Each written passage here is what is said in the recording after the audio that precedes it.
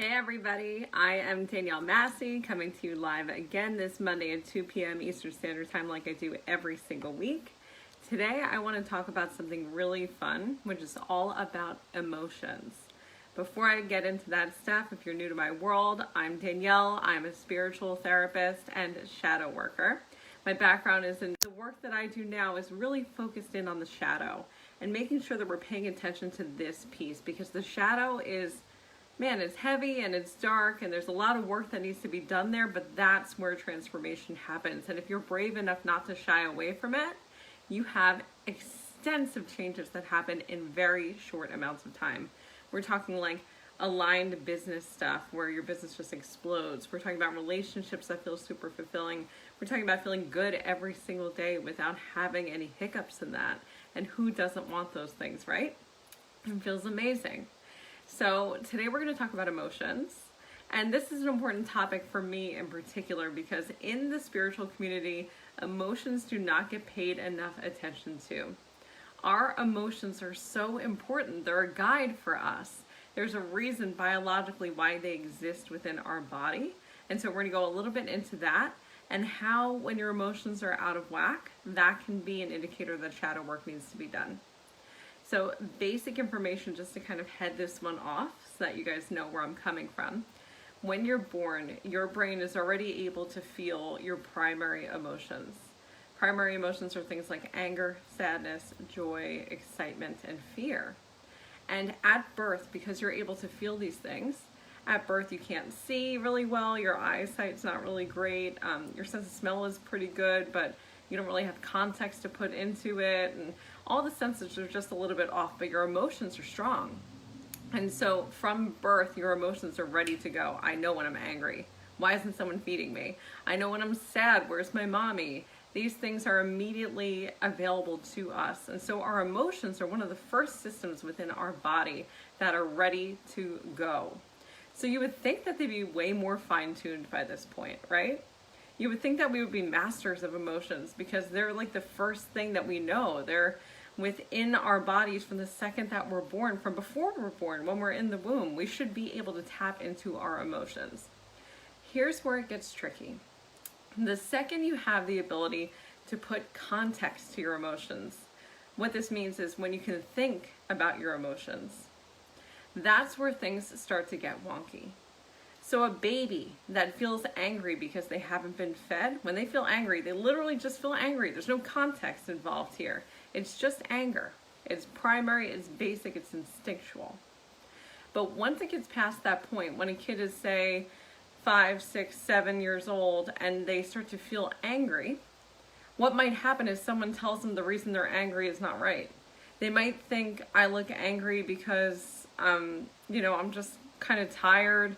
I haven't eaten, someone took my toy, but someone else comes in and tells them to think about it differently. That's not why you're angry. So they'll say things like, stop, calm down, share with your brother, put your toys away, stop whining. And immediately what happens when something like that goes on is that in the brain, as this is going on, the people who are hearing this message, the kids who are hearing this message are going, which one is right? Is this happening because of what I think is happening, or is this happening because of what the other person's telling me? Now I'm confused.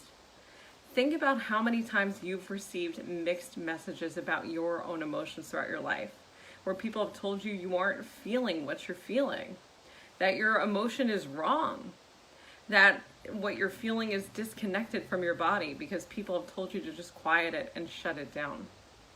So like I told you guys earlier, we have those primary emotions, those basic ones: anger, sadness, fear, joy, and excitement. Those are instinctual. Then we have a second layer of emotions that goes on top of that require context.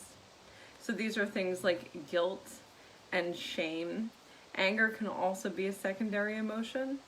Pride, envy, these all require the ability to think. They all require context. So if someone tells you you're angry because you're jealous of someone else, now all of a sudden things shift. Well, maybe I am jealous. What does that mean? What does it look like to be jealous? When really maybe you were just hungry. Maybe you just weren't paying attention to those bodily needs that you have. So as adults, we are not very good at our emotions. We feel things, and then we have a narrative for why we're feeling them, and we write it off.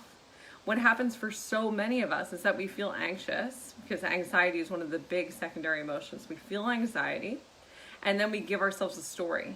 Anxiety is good. Anxiety is energy. We're going to just keep working. I just have to hustle. I just have to get through it. The emotion of anxiety was giving you the signal from your body to your mind of, we need to slow ourselves down. We need to get into rest and digest, which is the state that's opposite of anxiety. We need to slow. But because of our narratives, the things that we think all the time, the stories that we have, we don't do that. We just act differently. This is the beginning of what we call the brain-body disconnect, where it's almost like you're operating from here up and then here down. So your head is one system and your body is the other, but your emotions were always meant to be the bridge between the two. When our emotional systems are activated, we have information that comes into the mind, it's processed, the emotions are triggered, that sends hormones through the body and neurotransmitters through the mind. It's supposed to be seamless. And yet we really distorted it over time as human beings. The more we listen to other people tell us what emotions we should be feeling or how our emotions are wrong, the worse we make it and the bigger that disconnect gets. We need to relearn the language of our body. Our bodies speak a language, and body language never lies. But you've been given the wrong translating tools for 20-something years, 30-something years, 40-something years, depending on how old you are. And so you've been mistranslating your body signals for a very long time. So the way to get back to this, to really go back to basics, is to start by figuring out what your basic emotions are telling you. Start to notice when you feel something within your body, like if you feel a twinge in your back, or you feel your heart start to pump, or your palms get sweaty, or you feel like a tension in your back and your neck. Just ask yourself, what is this about? Why am I feeling this? As you start to ask yourself these things, as you just check in, you strengthen that connection. You strengthen that brain-body connection so that it's not a disconnect anymore. It starts to become a seamless system. Anytime someone tells you that what you're feeling is wrong, disregard that. Ask yourself, trust yourself. You are your body, you are your mind. You know what it is that you're feeling and what it is that you need. You just have to gain that confidence back. And that really starts with just relearning your body's language. What is my body language trying to tell me? So what I want you guys to do in the next week or so is, as you're starting to feel those emotions come up, whatever they look like, and you'll know this because it'll be a bodily reaction, just ask yourself what it's about. Check in with your body. I bet most of you right now, because of the day and age that we're in, because of COVID, because of everything else, I bet you're feeling anxious in this moment. And the way that we could check in on that is, do you feel like you're holding your shoulders up a little bit? Or are you relaxed? Do you feel like your heart is beating a little too fast, or your breath is a little bit shorter than it should be if you were fully resting? Do you feel jittery? Do you feel like you drank too much caffeine today, even if you didn't, or if you did, is it worse? Check for these things. Pay attention to these things, because that is a body signal. You know, this is your body talking to you. We have to learn to listen. Our bodies are constantly trying to communicate with us. They're giving us warning signs all the time. We get sick, and when we start to get sick, your body is telling you something you're doing is off. There's something wrong here. And our immediate response to that is to quiet it with a pill. Let me just make it go away so I can go back to work. Let me just quiet it and make it shut up so that I can focus back in on what I was doing. But what we really should have done in that moment is listen. Your body is saying, I need rest. I need care. I need things that are going to make me feel replenished. I need the proper fuel. I need to cleanse some things out of my system, whatever it might be. How different will we be if we actually did that instead? If the next time we started to get sick, we listen to the message and we rest and we take care of ourselves, and maybe we change the diet up a little bit and we just move things over so that we can heal. Our emotions are critical for this. They're absolutely critical, because they are the first piece of the puzzle.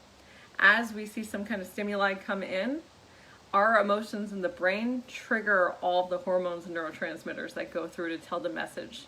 They tell the brain and the body, this is what's up. And all you have to do is learn how to listen. And so I want to know from you guys who are watching. Oh, hey, Erica. Yes. I see we've got Adele. Hey, how are you? Oh, Lauren, I love you so much. If you guys have any questions about this, about your emotions, about the body, about the signals, drop them in the comments and let me know how this sounds for you. If you can think of times when you were young, when someone told you to second guess your emotions, not to believe them, I want to hear about it. Talk to me about those times, because the more we recognize how far off of the path we've gotten, the easier it is to correct, to come back to neutral. And don't get it twisted, we are all off the path in some way. It comes out in the littlest things that we say. Like, no, I just need to keep working, I just need to finish this thing, even though your whole body is telling you to rest. Or if you're starting to feel angry and you tell yourself, like, it's fine, it's fine, it's fine. It's not fine. Your anger is telling you that it's not fine. And now it's your job to figure out why it's not fine. What is it that your body's trying to communicate to you? Did someone infringe on your boundaries? Did someone make you feel like you were less than? Is it because you disappointed yourself? Pay attention to what triggered that emotional response and how your body responded to that. And once you do that, this system all gets reconnected. Everything starts to work like a really well-oiled machine. Lauren says she's always checking in with her body, asking questions and stopping to listen. That's beautiful. We all need to do more of this. The more we listen, the better we get. Martina says, I get triggered when people tell my children there's no need to be angry. Oh my God. We could talk about all the times people say things to our kids and it's like, please don't teach my children this. That's not what we teach. This is horrible. I've had that experience too. Or my favorite, this happens with my daughter and not with my son, is people will tell my daughter, you're too pretty to be angry. And at that moment, I get triggered because then my emotions kick in. I turn into mama bear and I get really angry. And I understand that anger because in that moment, what I'm seeing is the disconnect of her brain and her body because she's thinking to herself, I can't be both pretty and angry at the same time. And so now we're going to have a whole slew of issues that come from that. So I immediately jump in and go, that's not true, and here's why you're allowed to be angry. All I say in my house is feel your feels. We all need to feel our emotions. We need to understand the language of our emotions and our body. And the better off we get at doing that, the better we'll be. And the younger we can start people on that, the better they are, because they don't get that far off course. It's so easy to pull them back, you know? If you're just a little bit off course, easy to pull you back. When you're far off course, it just takes a little bit more effort. And for so many of us, those of us who are in our 20s, 30s, 40s, and 50s, it is hard to pull us back because we grew up during a time where you just have to hustle, you know? We don't feel emotions. We just keep working, keep climbing your way up to the top of that corporate ladder, work your 9 to 5, get better, get better, get better, beat the competition, and don't listen to your body. Take a pill, make it quiet, make your body shut up. It's the exact opposite of what we need to be doing. Literally the exact opposite is why there's record numbers of us getting cancer and getting sick, myself among them. The more we do this, the more we disconnect, the worse it gets. The more we can reconnect, the better it gets. Lauren says, yes, I was thinking that also. Her Grammy will say, don't be sad. Oh no. Yeah, for your poor daughter, you're allowed to be sad. You're allowed to be sad. And the better we are at teaching our kids that and ourselves. I can't tell you guys how many times I've done shadow work sessions with people where in the session they start to cry and they immediately apologize. And I go, what are you apologizing for? I don't want to cry in front of you. How sad is it that we feel like we can't cry in front of other people? Crying is beautiful. It's a release of emotions. Literally what happens as you shed tears is adrenaline and cortisol exit the body. You metabolize them. So you're helping the process of switching over from fight or flight into rest and digest. So the question was asked, what can we do when family says these things to our babes? Immediately jump in. Don't wait for a second and correct the person who said it, even if it feels harsh. Like actually in our family we teach that emotions are great and we can feel all those things. Babe, feel sad. Allow yourself to feel sad. And when you're ready to talk about it, I'm here. All you have to do is jump right in there, you know? Jump right in. Don't wait a second. You don't need to be polite for other people. Don't waste your time with that. Your kids are too important and you're too important. So if this is for you and someone tells you not to feel something like that, like if you're walking down the street and someone tells you like, smile, fuck that. Like you don't have to feel that. If you're having a bad day, you don't need to smile for someone else. This is not what it's about. We don't need to perform for anybody. Feel your feelings. Feel everything that you're feeling. The reason why I love shadow work and why it's so important for me is because when we dive into the shadow, the unconscious stuff, we find these patterns. We see where they originated. We see who said what to you that taught you this thing. We see their whole lineage and like how it's perpetuated throughout your lifetime, how it's perpetuated throughout your parents' lifetimes, through the generational stuff, through past lives. And the more we can trace it, the more easily we can kind of bring it back and erase it, which is the goal. We want to erase these things. I see so often in the spiritual community, and I love my community, so I'm not knocking it, but something that I see all the time is love and light, right? It's all about love and light, just pure, and we just have to be happy all the time. But life is not rainbows and butterflies. We were given a body that has the capacity for a whole range of emotions, which means that we were intended to use them. If we have the capacity for all of these different things, we need to allow ourselves to go there. We need to allow ourselves to drop in and understand what these messages are. Everyone feels emotions, even the icky ones. We all feel jealous. We all feel prideful. We feel angry, and we feel furious and rageful, and all of those are okay when we understand why. If we feel those and then we have the disconnect, we end up just having emotions that get stuck within the body. And when emotions get stuck within the body, that is when we get sick. And there's only so much maintenance you can do to work those emotions out. You need to understand how to rip this out from the core, to remove it, to heal it, to transmute it. Because the emotions that get stuck within the body end up being things like cancer. They end up being things like autoimmune diseases. We trap these things within our body and we make ourselves sick. I was just watching this really cool documentary the other day. It's called Heal. It came out on Netflix like 2 years ago, and I don't know how I didn't see it before now, but it's basically everything that I preach, so of course I'm obsessed with it. But what they talk about is when we trace the origins of disease back through traditional medicine, a lot of the time we can't figure out where the origin is. It's like, oh yeah, you have fibromyalgia, but we don't understand why you do. We don't really understand how to help you. We just can help you manage the symptoms. Here's some pills. And that's really unfortunate, because when we look at Eastern medicine, what we find is the root of most problems. I think the statistic was something like 98% of our problems come from stress. And stress is one of the primary ways that I know that someone is not paying attention to the messages of their body. Because when we feel stress, if we understand it, we understand that when our body is communicating to us that you are under stress, we would know that we're going to feel things almost like a bear is charging at us, where our heart rate goes up, our palms get shaky, we get a little sweaty, we start to get foggy in our head. We have all of these reactions where it's like you want to run away, or you want to fight, or you're frozen in place.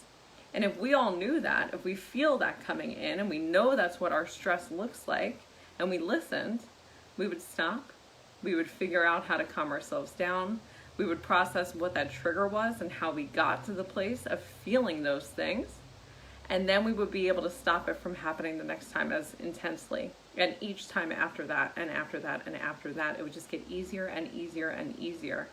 Better and better, always. And that's the goal. That's what alignment is about. So in the spiritual community, when it's all love and light is amazing. And there's a really important place for love and light. But the time of love and light is not now. This is the time of shadow work. Shadow work is the new light work. If you're not willing to go into the darkness and to face this stuff and to figure out where this crap came from and why you feel it and how it impacts you and how it stops you from doing everything that you need to do, you are missing the biggest piece of the puzzle. You're missing the biggest piece. And it's up to you to find it. All you have to do is ask to look for it. So start with this simple task of figuring out the body language that you have. Understand your body's language. Understand what your emotions are trying to communicate to you. If you can do that, you are already light years ahead of most other people. Because once you can figure out what your body is communicating, you're going to understand how to intervene. So if you feel that pang that comes through you of anger, instead of judging it or thinking it's something else and trying to write it off, listen. Listen to your body and understand why you're feeling angry. Figure out what the trigger was, and then figure out how to deal with the trigger. This is shadow work. It's just a different type of shadow work, and you can do this on your own. But of course you can do this with me too. So here's where I'm going to pitch something to you guys. I'm hosting a VIP day tomorrow. It's happening from 11 to 2. It's $22. We're going to do some really, really deep, transformative shadow work. We're going to do some breath work to move some stagnant emotions out of the body. So if they're stuck somewhere in here, they will get released. We're going to find your patterns, the themes that keep popping up for you over and over and over again. We're going to find them so that you can release them.